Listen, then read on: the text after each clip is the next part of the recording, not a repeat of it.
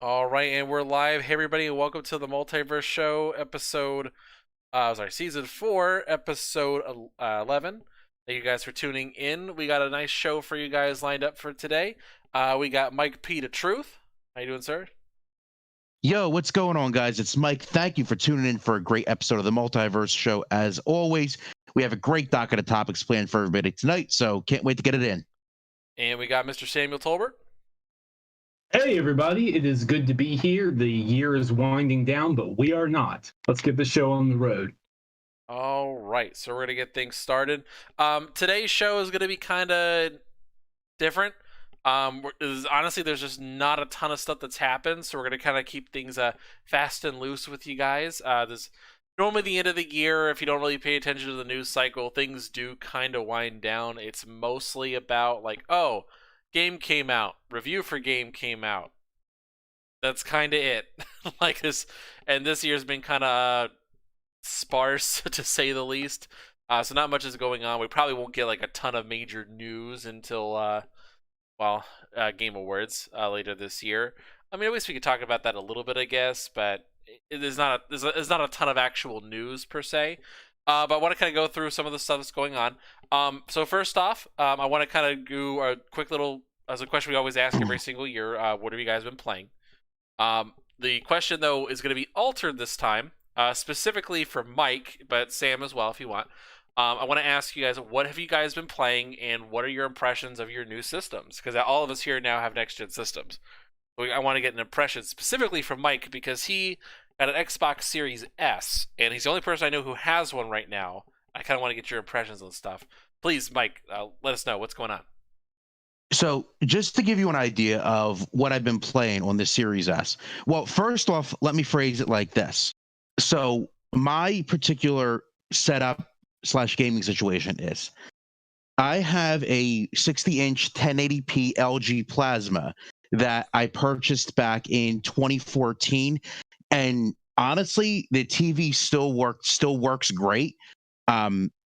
I sit back far enough from it. I would say maybe sit back about 8 feet from the TV. So it's far enough that I don't really. It still looks like a relatively sharp picture. So the TLDR version I'm going to give you is, if you're a gamer that has embraced the all digital lifestyle, and B, if you still own a 1080p TV that works well for you, you're probably going to be fine with the Series S, in all honesty, because I have it and it's been a great little console for me. In fact, I think it pairs very well with my 1080p TV, the way that the games run and the game look on it, because you don't need that extra power for 4K because you're not running in 4K. So just to give you an idea of what I've played on it, I played mostly it's been Black Ops Cold War and Dirt 5.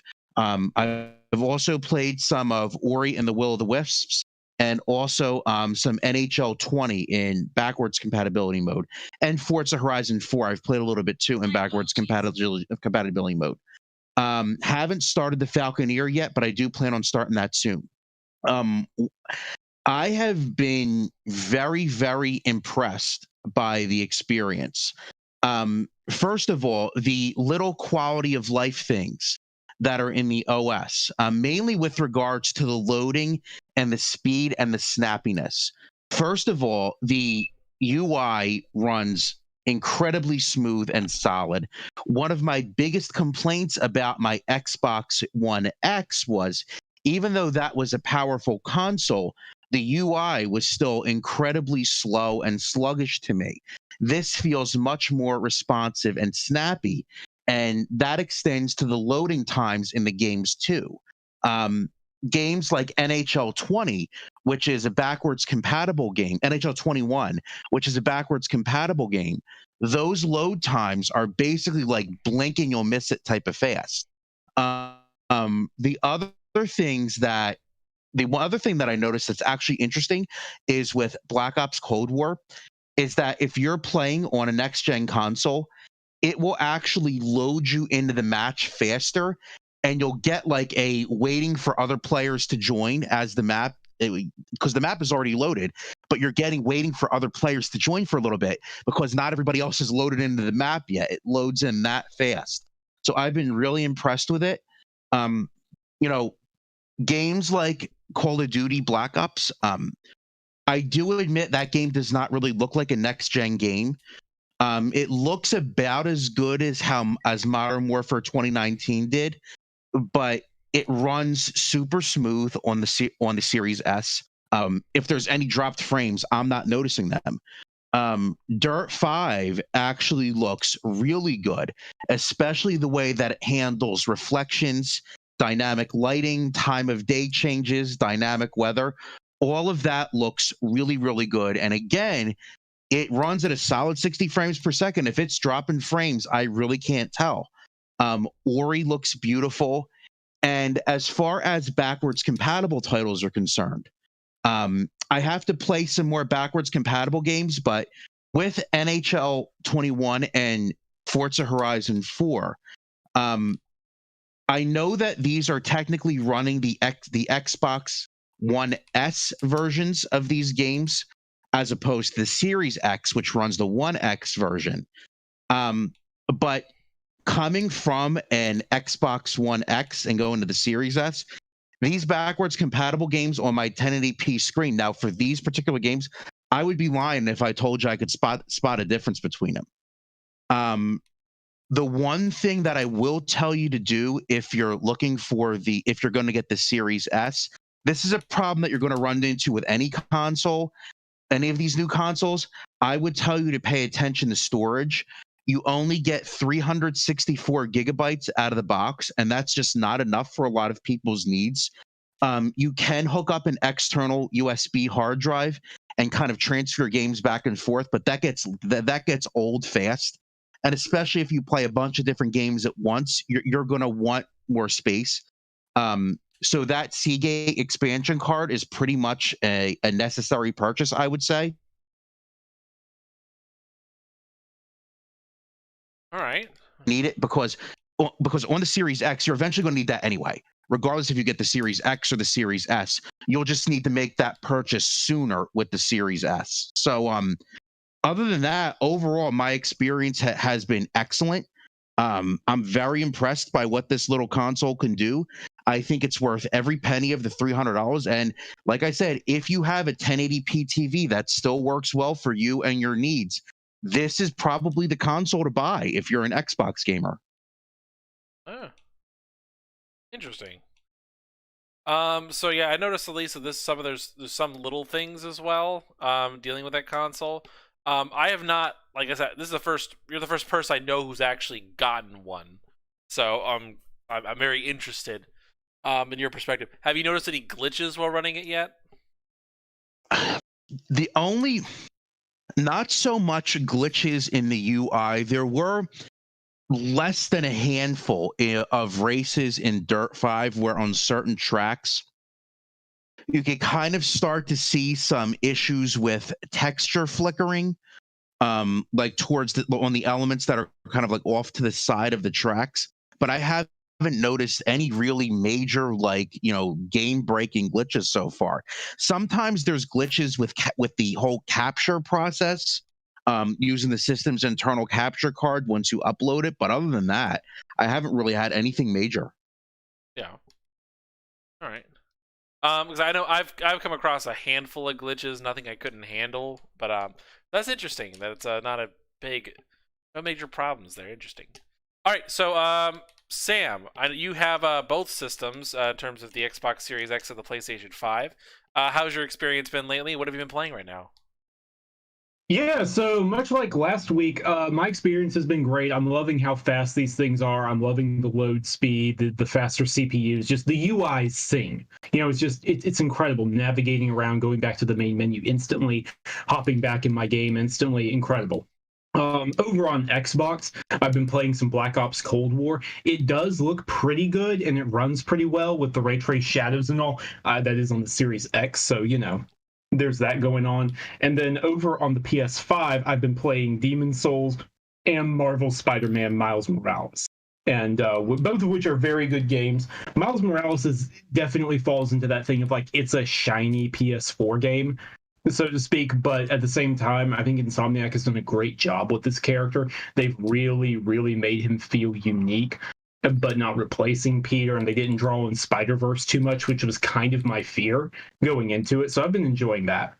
And then Demon Souls is really the only true next-gen game available right now, because most everything else is cross-gen and whatnot.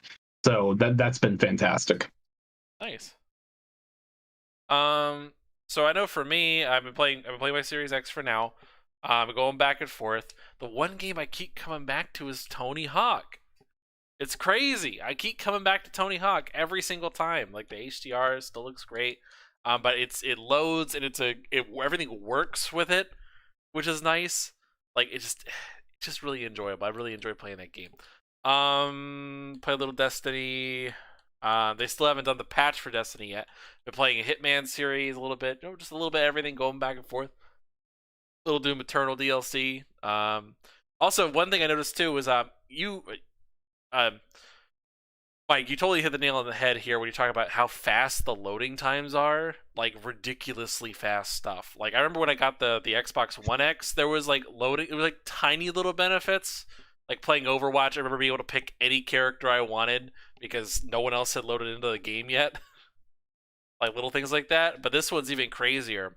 Playing Red Dead Redemption 2 in particular is insane. So I loaded into Red Dead Redemption Online. I loaded in before the rest of the world could load in. Which I had never seen before. Literally, I remember because I loaded in and like it was at night, so I couldn't really notice any textures in particular.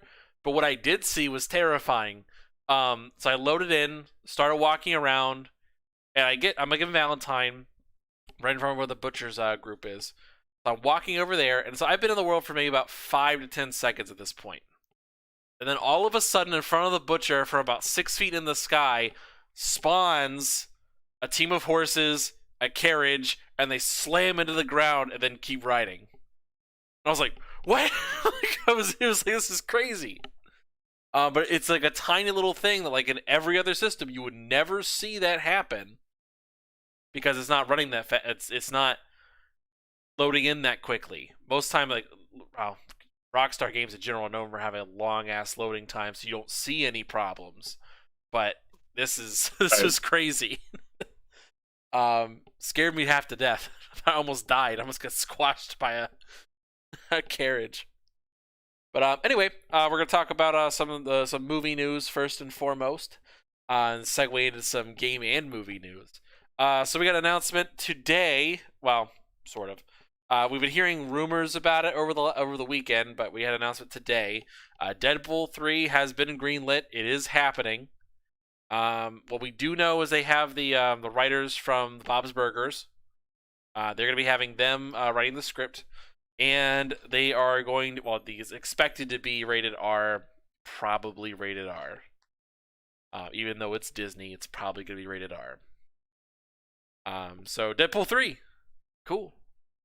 Yeah, that's pretty cool. I enjoyed Deadpool. I enjoyed Deadpool 2. It definitely feels like this will be the finale.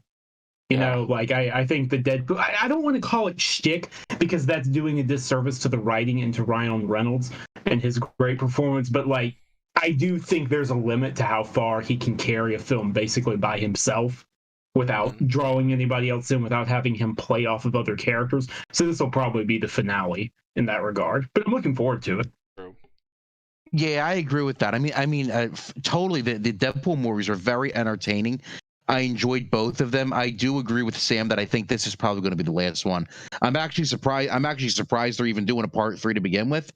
But I'm definitely interested in checking it out when it comes out. So, yeah, I have a feeling that it's gonna be like some stupid thing about like they try to tie in with Doctor Strange a little bit, or like say, oh, the universes feel combined, or some stupid thing. But I feel like it's gonna be something crazy, and I want to see the movie. I enjoy the first 2 films, not like a ton, but I did enjoy them, so I'm looking forward to it. Anyway, moving on to the movie game news. Last week we had a really cool announcement. So IO Interactive, also known for Hitman fame, who recently bought themselves out of us. Wow, I use the term very loosely here. Bought themselves out of indentured servitude, has gone independent, and they are actually got the license to work on another James Bond movie, or not movie, a James Bond game, which is pretty crazy. We haven't had a James Bond game. Well, let me rephrase this: a good James Bond game in a while. Like, what was the last good one? Was I don't even remember. Last one I played. The last one I played was probably Nightfire on the PS2, which was a good game. I remember playing Quantum of Solace on the Wii. It's terrible, horrible. I did not play that. I did not hear good things about it though. It was bad, even by Wii standards. Ugh. Nice. Yeah. Not a good time. Anyway, but I'm looking forward to it. What we do know at least about that game is that it is going to be a origin story, and that's pretty much it. Any thoughts about what do you think they might do with this? Like just really, just they have a open field. I like for me personally, what I think they're gonna try to do is I think they're trying to make their own Bond. Like they're not gonna try to lean into the movies at all. And I think what I would hope they would do, and this is the only question, is that whether or not they're going to try and do a James Bond that is more in line with the books and trying to stay with that, or they're going to try to make their own story out of it. They just use the books as inspiration or no books at all. But I really have no idea what they would do with it right now, but I'm very interested to see what they do. Any thoughts, any suggestions you think they might try to do? Yeah, so I mean they haven't talked about much, right? That they've said it's still a ways off. They've got Hitman 3 coming in January, so clearly the game isn't like quite out there. But how do I put this? They've one of the few things they have said is, in addition to the fact that it's being developed by them and it's self-published by them, there's no external publisher. They're working directly with MGM. Is the fact that it's an origin story. That tells me this is going to be an original Bond, which I think is the right call, rather than get into debates of which one they should model them after, which one they should pull from, which ones they can draw direct inspiration from personality-wise. Creating a more original character probably is the best approach here. Yes, I agree totally with that. Now, I kind of missed most of this news last week. Did they say what type of game it's going to be? Like, are we talking first person? Are we talking third person, like the Hitman games? Did they let on any of those details? Nothing. They have said nothing. I very much get the impression that the ink is now drying on this deal, and they wanted to get the news out there to sort of drum up their name. And big for investors. Them, look, so that's the thing. Like, hey, look, we got a big franchise. Give us exactly. money. Like, and let's be real here. Both Hitman and Hitman 2, incredible games, both have underperformed so far. So I don't blame them. I'm normally very against games being announced far, far in advance. I understand it here. I get what they're doing. It makes perfect sense, and I'm happy for them. I think it's probably going to be a long while before we get another update. I wouldn't be surprised if this is it and we don't hear anything until late next year. Honestly. Yeah. Like, but again, I don't think that's a bad thing in this particular situation. I understand what they're doing, and yeah, I can't wait. All right. Anything else you want to add? Like, or well, let's here's a dumb question: favorite Bond, Mike? You have a favorite Bond?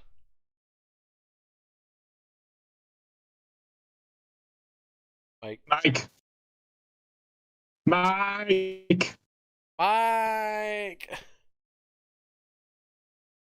I guess not. Well, all right. So Sam, what about you, Ivan? Mine, Lazenby. I really like. He only had one outing. Still my favorite.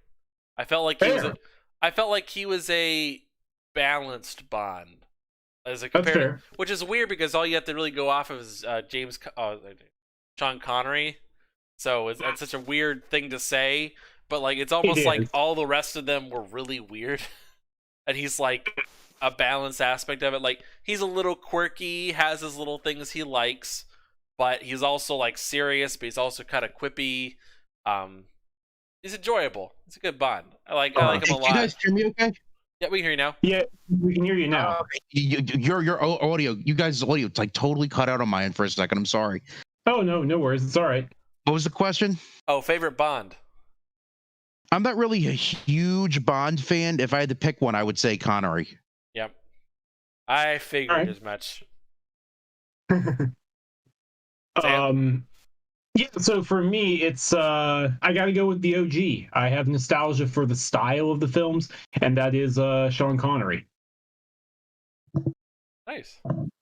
Although I will say this, surprisingly, Daniel Craig would be my runner-up. I will say, I really do like his Bond. So I do Casino like his Royale and Skyfall are both fantastic, both excellent Bond films. Yeah, they went more like, well, they did less espionage and more action adventure, like an action adventure vibe. Sure, but it's enjoyable. It's fun. Mm-hmm. He had a good run, and it felt like it was a connected story arc, unlike all the other ones. I mean, all the other Bonds are just kind of like one-off adventure, never mentioned again, and just you just move on. But anyway, that's that. So next. The main thing I guess we're going to talk about tonight, before we kind of get things out, because this is a fairly short show this week. There's not much else to really talk about. Is with the Xbox Series X and PlayStation 5 have been out for 2 weeks now, right? About 2 weeks. 2 weeks this Wednesday. Yeah, about 2 weeks. Yeah, 2 weeks tomorrow. It'll be 2 weeks tomorrow, for at least for Xbox, but.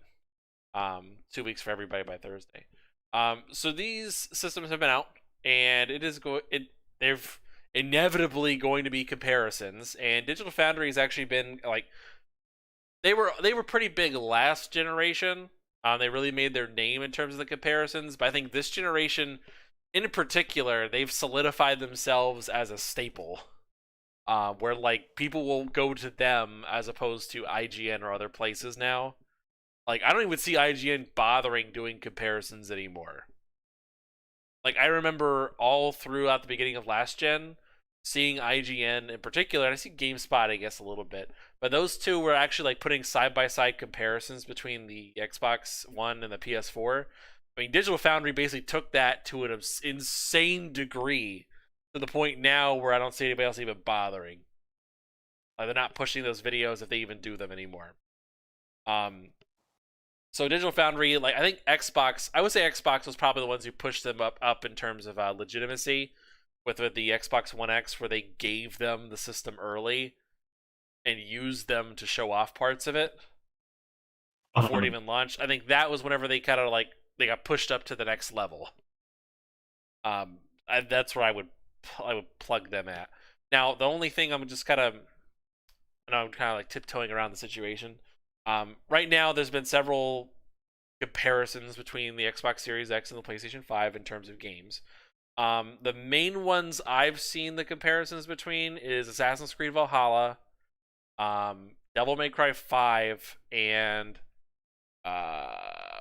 Call of Duty Black Ops Cold War. Those are the three main games everyone's been looking at right now and have been making assumptions and generalizations about. But I kind of I guess I'm getting ahead of myself a little bit. Sam, I kind of want to get your impressions on this in terms of Digital Foundry, of what's going on right now in particular. Yeah, so there's a lot of different comparisons for a lot of different launch games. God bless them. I know John has publicly talked about how he was like thanking the heavens because Cyberpunk got delayed. And like, it would have been bad if it hadn't been delayed with how much they would have had to check out. And there's also just so many platforms because like for Assassin's Creed Valhalla, consider they had to look at the Xbox Series X, Series S, Xbox One X, Xbox One, PS5, PS4 Pro, PS4, and PC versions. Just think about that. That's one game. So seriously, God bless those guys right now. They're doing a ton of great work. And another thing we're definitely getting is the idea that a lot of this software is coming in hot. and it's coming in without optimizations. We're just seeing weird stuff like a lot of modes in Devil May Cry 5 Ultimate or Special Edition. I can't keep it straight. The new one is the point. The next gen version with that added Virgil and the 120 FPS modes. Several modes aren't capped at 60 FPS where they really should be, so it's causing frame rate stutter because the frame rate will just wildly go from 70 to 100 frames, and just weird stuff like that. Or in Call of Duty Black Ops Cold War, on the 120 FPS mode, the PS5 version is a little smoother than the Series X version, but in the ray tracing shadows enabled mode, the Series X version is slightly smoother than the PS5 version. Just there's a lot of stuff that doesn't make sense and it isn't consistent. And so there is just definitely that idea of a lot of these games are technically advanced, but also a lot of the tools, in particular on the Xbox side, it looks like just developers haven't had the same amount of experience. They haven't been able to polish stuff as much as they would normally, which is kind of understandable given this is a console launch, but B, more importantly, console launch in the middle of a pandemic. So, that's the long and short of it. Yeah, and as a racing game fan, I was kind of paying attention to the situation with Dirt 5 closely. And that's another game where, my God, the work that they put into that comparison video, not only testing the game across PS5, Xbox Series X, and Xbox Series S, but also 3 unique visual / performance modes between each console. That could not have been an easy endeavor. Digital Foundry is definitely doing the Lord's work right now for sure. But even things in that game, it's a testament to what you said, Sam, because things like on the Xbox side of things with Dirt 5 on the Series X, where if you go into the 120 frames per second mode, the game is using low quality LODs on the car models up close, reduced foliage off to the side of the track that's been pruned back compared to the PS5. And it's clear, like you said, a lot of these games, they're coming in hot because those are clearly bugs. And obviously the developer is aware of them, Codemasters, and they're going to patch that out. It's one of those things where it's just going to take more time for these next gen titles to truly get fleshed out.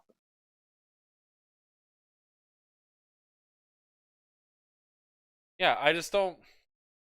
It's been such a crazy time, honestly, and I think a lot of people are not considering the fact that it has been the age of COVID, and just also new systems as well. So, kind of give a general breakdown. Devil May Cry 5 was said to be better on PlayStation 5.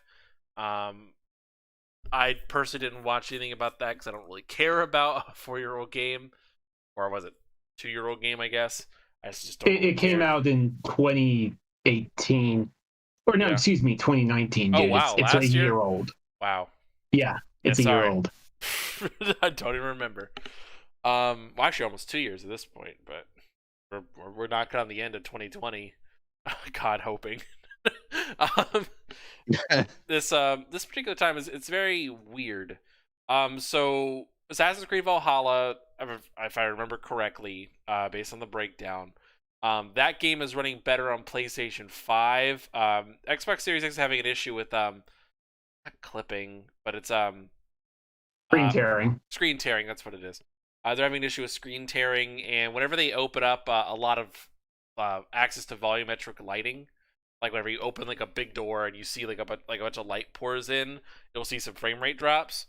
Or like if you have like a torch out and like at weird times of the day, it'll cause a problem a little bit, dropping from 60 frames like 50 or even 45. I think I've seen as the lowest for that one.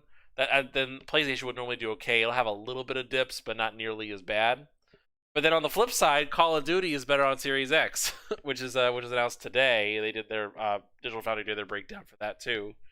That's a weirder one to me personally because it's marketed on PlayStation. But hey, these are just unoptimized games, and they're just doing what they can. So I think on Call of Duty, it's like on if you're running at 60 frames per second and you're doing the ray tracing on Series X. It basically just keeps a locked frame rate, and you can play the game and no problem whatsoever. If you got if you're doing it 120, at certain points of the campaign you'll see it drop, but it doesn't really go below 100. But it still does drop at certain points, but that does it on PlayStation and Xbox. So it's just kind of like, all right, cool. Like, it's just random. And the only reason I even personally bring this up is simply just because I think it's way too early to make generalizations about which system is running games better right now. Because I know this is the narrative last year. I understand I'm rambling a little bit, but this is, like, last generation, the narrative was, oh, well, Xbox One is the weaker console by like 50% or like something like that. I forgot what it was. It's the weaker console. All games are going to look significantly better on PlayStation 4. Doesn't matter. It's obvious it's going to look better on PlayStation 4. But then the flip side, for the fanboys arguing the other side, was like, well, the Xbox One is the lowest common denominator. They're going to develop games for that in mind, and they're never really going to use the PlayStation 4's power difference, really. And that's the argument that was made. And now the sides have flipped this time, where it's, oh, Xbox Series X is the more powerful of the systems. It should be running games better across the board. But then the argument is like, well, no one's going to actually see that power difference because PlayStation is weaker, but they're going to develop games for PlayStation 5 first. With that in mind, so they're not going to actually use that 20% more power. It's one of those things where it's just fanboy console narratives.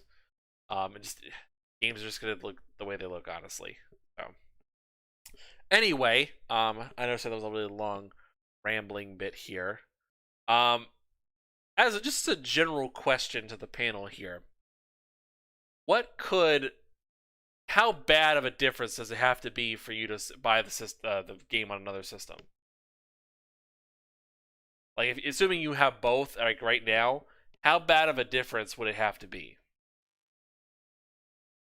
Mike, you want to tackle this first, or?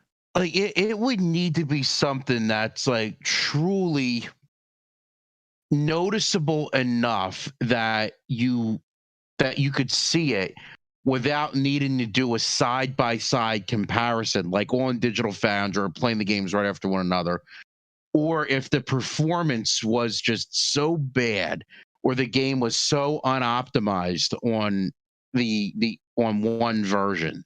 Like it would have to be a pretty significant difference for me to choose one version of the game over the other, because mostly I'm just going to choose whatever ecosystem I'm most invested into at any given moment. So it would take something pretty significant to sway me either way. David, did you get to say anything about that, or I you guys talk a little bit? No, I didn't say it yet. If I'm being blunt, it would have to border on unplayable.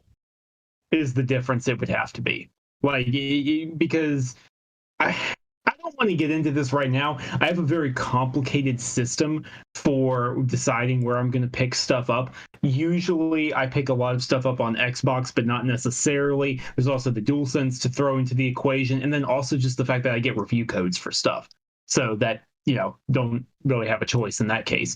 So I say all that to say it would have to be a borderline unplayable. Like, just, it is an eminently unpleasant experience. I'm trying to remember the last time a game was like that on one platform but not the other. I can't recall. Yeah. For me, actually, the whole thing about being unplayable and stuff is like, it has to be like, for me, I would rationalize it and say like, hey, it's only like a time thing right now. Like, they're going to patch it and it will be fixed. So for me, like, that would not factor in. It would have to be something where it's like, I could see a difference and I know it's the better looking picture, and I'm okay. So like, if they were to say, okay, well, this particular one, if you buy this on PlayStation, it's gonna have ray tracing. If you buy it on Xbox, it doesn't have ray tracing. And like, it's a discernible difference that will not change. Mm-hmm. And I'm like, okay, yeah. Like, an example of this being like Assassin's Creed Unity. Assassin's Creed Unity came out, it chugged. That game did not do well. If I remember correctly, the Xbox One version ran it a little better, but the PlayStation 4 version looked a little bit better, especially at launch. If I remember correctly, yeah, it was like 1080p versus 900, but the Xbox version was a little smoother. But I will note it wasn't like it was smooth on either platform. It chugged no matter what. Let's be real. Especially whenever you were having moments where you were going up and down, and there were large crowds of people there. So, which was about most of the time. So, it was frustrating. That particular one was extremely frustrating to watch. And so, like, in that scenario, I would have bought that game on PlayStation because I knew it looked better, discernibly. Because the difference between, for me now, especially now, I could see a difference between 720 and 1080p. Back then, 2013, 2014, I don't think I would have noticed that much of a difference. But now, yeah, I could see a difference. I would be able to tell you, like, this is the 720 versus the 1080. But like, so especially then, I wouldn't have. I would, if I were myself now going back then, I would have to say, yeah, I'm not. I have to go back. I'll go buy on PlayStation because there is a discernible difference I can actually tell, and it would never change. So that would be my only thing there. What was the other thing that happened? I forgot we were trying to talk about, but I forgot what it was. Dang it, what was it? Mike, I thought you were the one that brought it up. Unfortunately, you're gonna have to be a little more specific than that for me to. I'm sorry, I'm forgetting one thing. We were gonna talk about something else tonight that was gonna be remotely interesting. Oh, Game Awards. That's what it was. There we go. There we go. So we got the Game Awards. They were officially, the nominees were announced over the weekend, I believe. I just want to kind of go over just a couple of the nominees in particular. Largely considered our professional stance on this is just a Game Awards show. It doesn't determine who your favorite game of the year is. Or just bragging rights for community stuff. That's pretty much it. We really don't. It doesn't have. Our game of the year is determined by the Multiverse Show every year. This year was Game of the Generation, which we did last week, so you guys could like 2 weeks ago. You guys could check out that. I just want to kind of go over some of the nominees. I'm actually surprised about some of the nominees for some of these categories. So first off, we'll talk about the big cheese, the big kahuna here. Game of the Year. We had some of the obvious ones. I think that got nominated. Last of Us Part 2, Animal Crossing, Ghost of Tsushima. Like, honestly, not surprised in the slightest those games got nominated. 1 second. But then Hades got a nomination. I've been hearing that game was good. Final Fantasy VII Remake, a little surprised, but not super surprised. Very surprised that Doom Eternal got put on here. I mean, normally Bethesda gets completely snubbed when it comes to Game of the Year, unless it's like Elder Scrolls or something. So, surprise to me. Real quick, just gut instinct, what game do you think is going to win? Not what you think, what you want to win, but who do you think is going to win? Immediate gut instinct is Last of Us Part 2 with a side note of Animal Crossing New Horizons as the dark horse. Yeah, I think it's going to be Last of Us Part 2 also. I think that's the obvious choice out of the ones listed. I would think so, but I personally, gut instinct puts it as a toss-up between Animal Crossing and Last of Us Part 2 for me. However, when I think about it, the more I think about it, I think Animal Crossing is probably going to end up winning. The reason being, what I've already said before 1,000 times before, that, hey, look, it came out at the perfect time. It united people. It wasn't divisive. Namely because these awards shows are somewhat political in terms of who gets it. I mean, I know it sounds crazy, but it is somewhat political to an extent. But they do have a popular vote thing. The issue why is I think that Last of Us might lose the popular vote because from what I've seen, at least in the vocal group that actually goes and votes on this actual thing, it was about 50-50 when it came to Last of Us Part 2 in terms of the game. Like, some people loved it, some people hated it. But the other game that would split the PlayStation vote would be Ghost of Tsushima, which was pretty much universally loved. So I would think that could split the vote, which all the Nintendo fans are going to vote for Animal Crossing.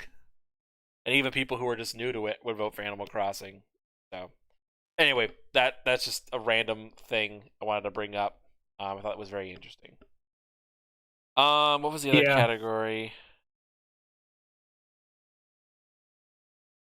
They had, what was the other? I had like two more that I saw that were impressive. Ori got a couple nominations, which was cool. Let's see. That's not it either. Oh. Oh yeah, best ongoing game. This is what they have for best ongoing game. Apex Legends, Destiny 2, Call of Duty Warzone, Fortnite, and No Man's Sky. But no Rainbow Six Siege again. And no Overwatch. So, a little surprising. Very disappointed that Rainbow Six Siege didn't get that nomination, eh? Yeah, I'm surprised that Rainbow Six wasn't in there either. Then we had Best Mobile Game, Among Us is in there, yada yada yada.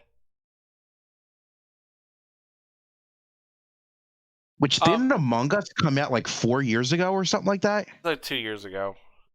Yeah.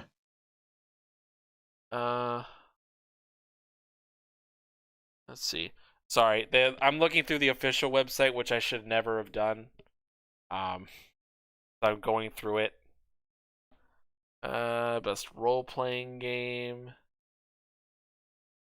All right, here's my question. This is the one I wanted to bring up. So, when did Persona 5 come out? Wasn't that 2018? I believe it was 2019, like in February. Or was it 2019? Persona 5? Persona 5 released in 2017. Yeah. Oh, wow. Why is Persona 5 Royal on here?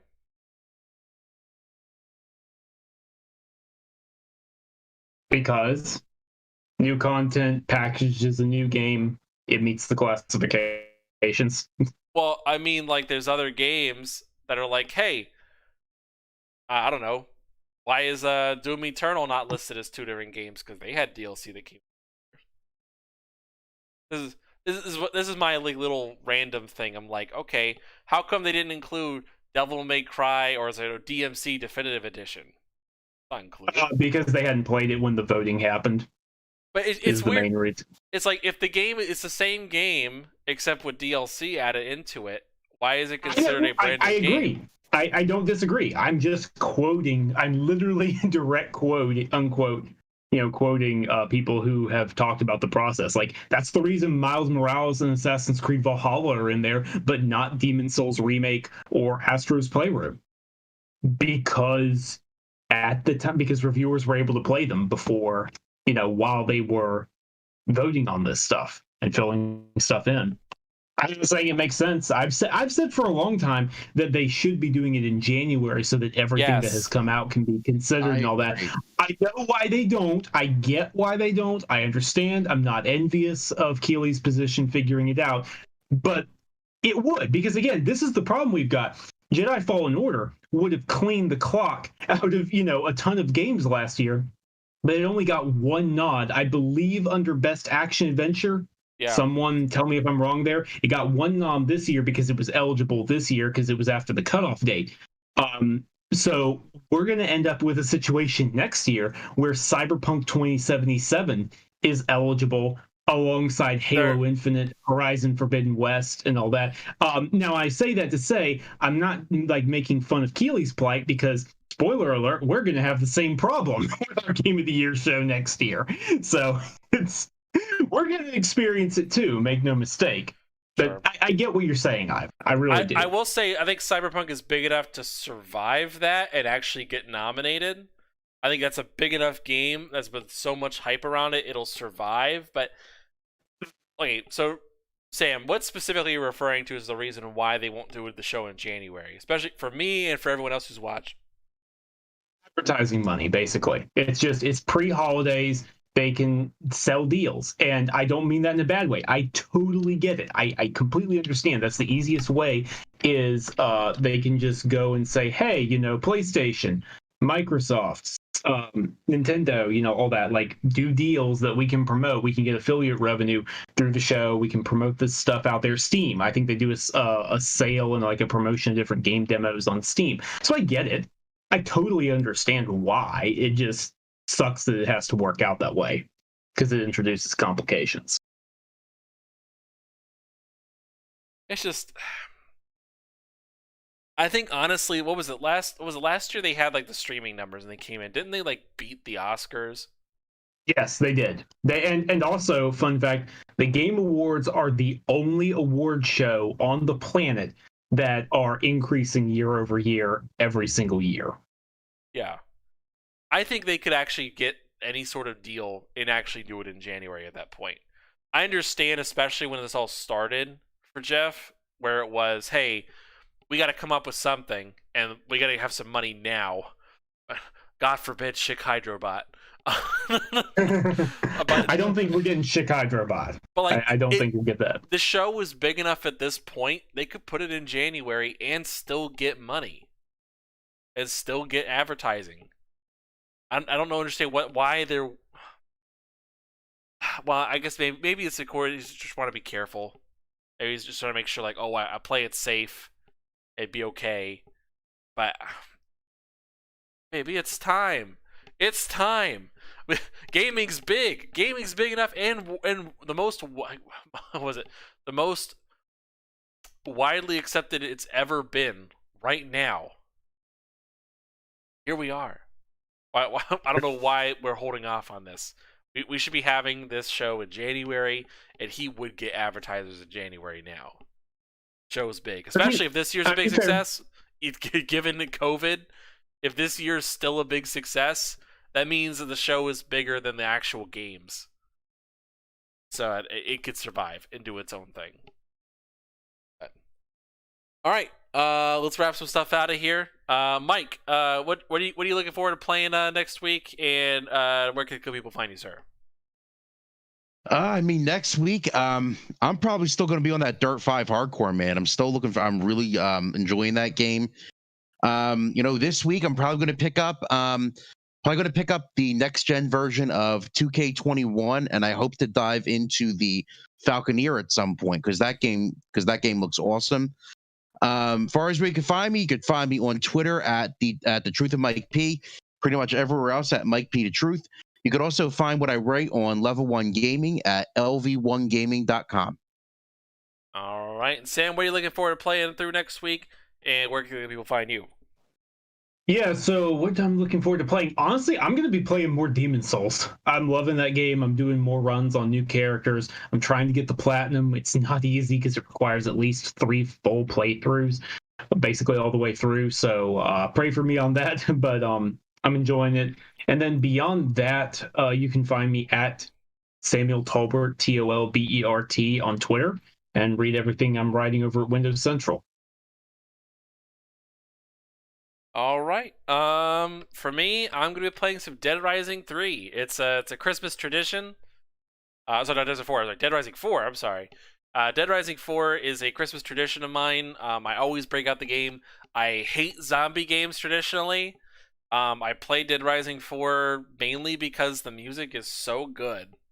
I really enjoy playing this game.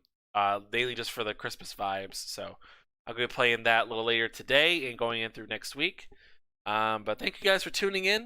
You guys can find me at AnchormanV2. You can find the Multiverse Show on Twitter, Instagram, and whatever. Spotify and other podcasting sources.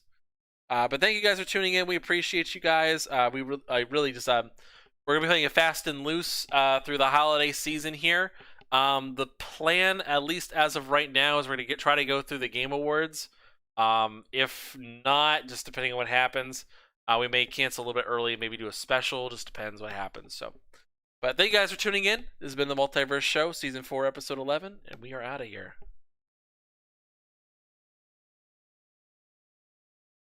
All right, we're good. Cool.